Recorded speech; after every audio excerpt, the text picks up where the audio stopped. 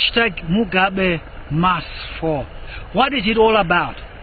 It is a 40 days of prayer. We are praying that Mugabe must fall. His falling is not for dying. His falling is of humbling himself and saying, I cannot continue. I've wronged the people of Zimbabwe. I cannot continue. And what are we talking about during this time? It's a time we are going to be praying before God, that God, may this cup pass.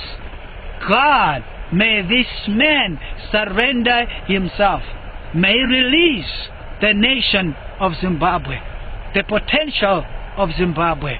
People have suffered. People are crying. The widows are crying.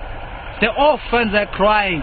The poor, our old ones, who have invested, even using their effort, their power. We have worked for years, but they cannot get that which belongs to them.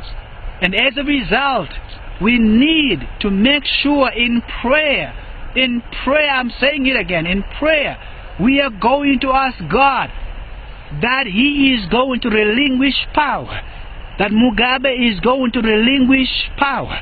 Like I said, it is not unto death, but he just has got to understand this, that we are people with feelings, and we are saying enough is enough.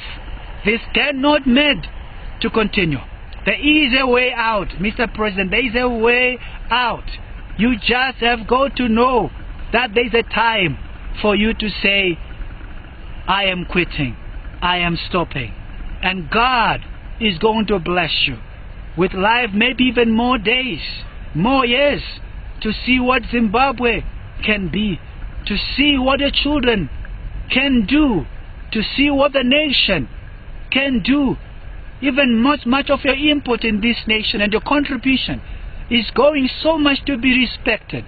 But I am telling you that if you continue being defiant and being adamant and not wanting to respect and not wanting to listen to the voice of people and the voice of reason, then even this earth may spit you.